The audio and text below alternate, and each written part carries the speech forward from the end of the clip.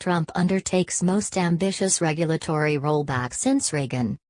President Trump has embarked on the most aggressive campaign against government regulation in a generation, joining with Republican lawmakers to roll back rules already on the books and limit the ability of federal regulators to impose new ones. After just a few weeks in office, the new administration is targeting dozens of Obama-era policies, using both legislative and executive tactics.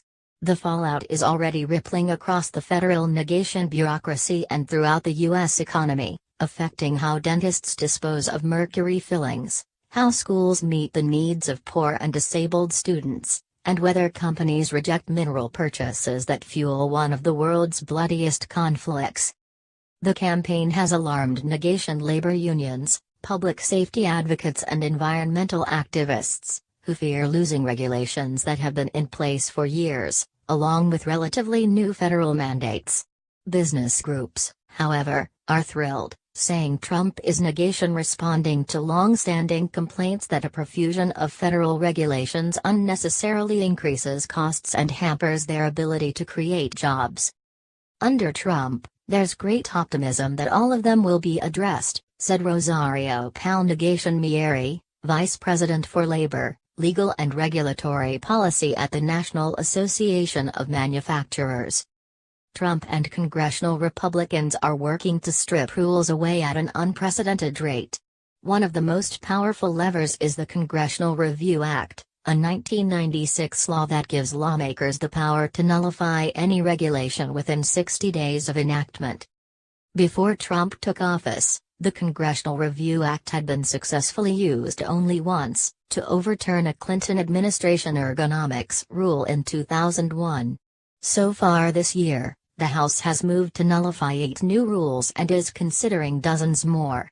2 of those measures, which would loosen environmental restrictions on waste mining companies and financial disclosure requirements on oil and gas firms, have cleared the Senate and are on their way to the White House for the president's signature.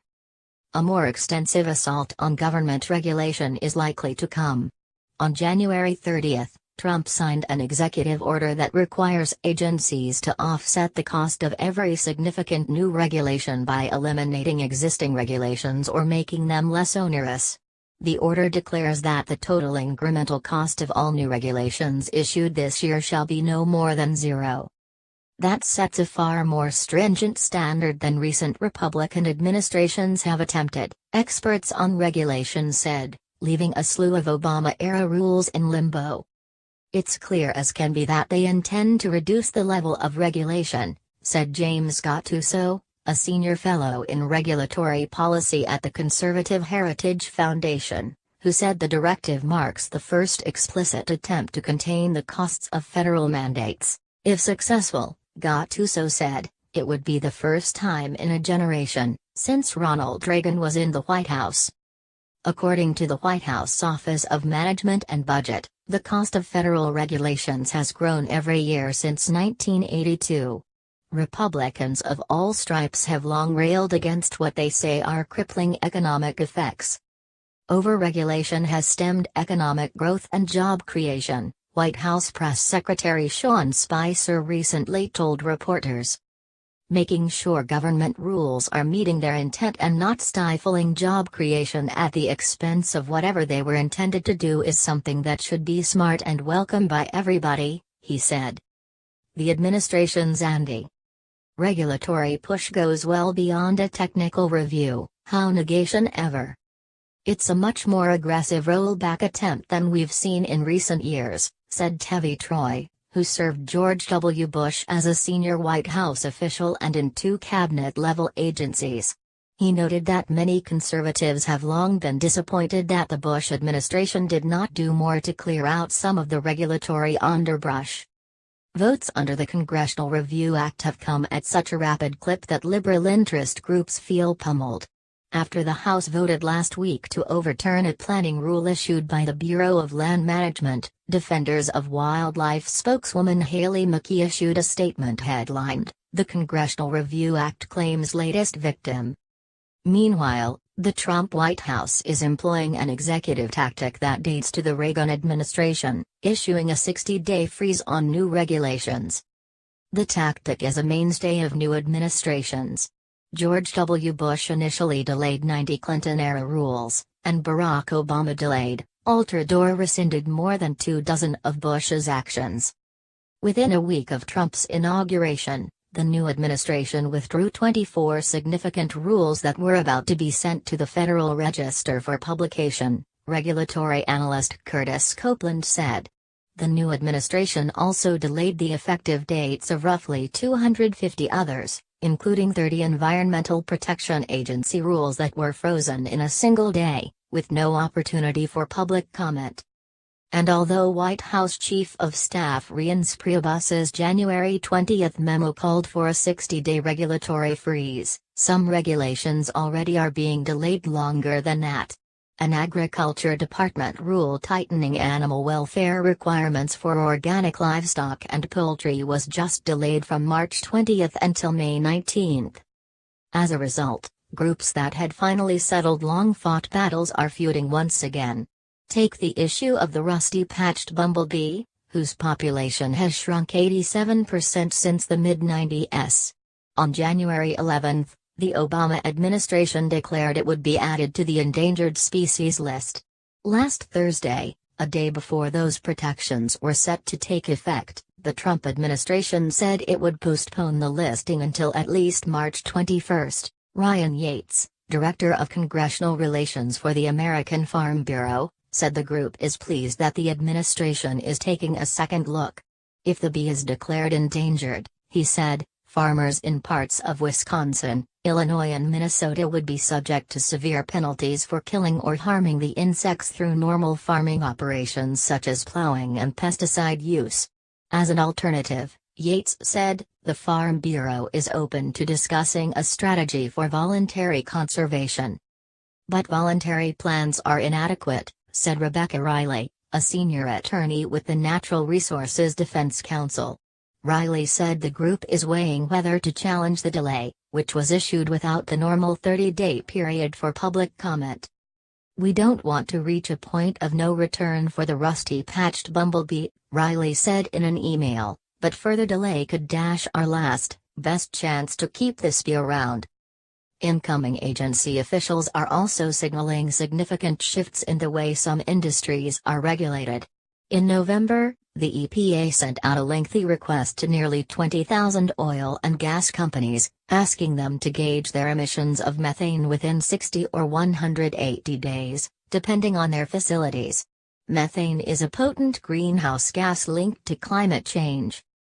Matthew Haidt, who represents gas processors as Vice President for Government Affairs at the GPA Midstream Association, called the request unnecessary and duplicative and estimated that complying would cost each processor nearly $3 million. Since Trump took office, EPA officials have been granting companies that ask for it a 90-day extension. Several oil and gas officials said they expect the methane survey to be scaled back significantly or abandoned altogether. Meanwhile, Michael S. Pyonegation-War, the acting chairman of the Securities and Exchange Commission, said he has instructed staff to determine whether it is still appropriate to require manufacturers to certify that they do not use minerals from conflict-ridden areas such as Congo, where armed groups accused of massive human rights violations profit from their trade. Some major U.S. firms, including Intel and Tiffany & Co., have embraced the policy, but others have said complying with the disclosure rule is costly and complicated. Lawrence Heim, managing director at Elm Sustainability, an auditing firm that consults on conflict minerals, said he has seen a notable slowdown in the demand for doing due diligence on the origin of minerals, as manufacturers apparently place bets that the rule will soon disappear. Implementation of Trump's January 30 executive order will be left in large part to the White House budget director. Nominee Mick Mulvaney, a Republican congressman from South Carolina, could be confirmed as soon as this week. A coalition of liberal groups that include Public Citizen, NRDC and the Communications Workers of America has challenged the order in court, calling it arbitrary, capricious, an abuse of discretion, and not in accordance with the law. They predicted the order would force the government to eliminate critical public protections. Spicer called those claims wildly inaccurate, saying they make a ton of assumptions on what may or may not happen in the future. Whatever happens in court, Representative Jared Huffman, Democrat California, predicts Trump's executive order will cause complete chaos. Huffman noted that the National Oceanic and Atmospheric Administration briefly declined to issue critical regulations for the opening of fishing seasons off both coasts, unnerving commercial fishermen who rely on the government to set the annual guidelines. Apparently, members of the new administration don't understand some regulations are critically important for the economic sector, and businesses depend on them, Huffman said. Some industries are openly worried about what the directive will mean for them. Commercial drone manufacturers, for example, waited 4 years for the Federal Aviation Administration to issue its first rule integrating drones into public airspace. The FAA has been planning to tackle bigger questions, such as whether drones may fly over people's heads or travel long distances. Brian Wynn, president of the Association for Unmanned Vehicle Systems International, said he fears that the answers to those questions will be delayed. The current inaction, he said in a statement, could prevent drone operations, such as news reporting, disaster relief and public safety, from becoming a reality. Many companies, however, foresee huge benefits from the regulatory rollback. Eric Myers, chief executive at Oil City Iron Works in Oil City, Texas, said he's seen a flood of new orders since Trump took office. The company makes metal castings for equipment used in energy, mining, farming and transportation, industries expected to benefit from Trump administration actions. It's not happening in a tidal wave, Myers said in an interview, but it is coming.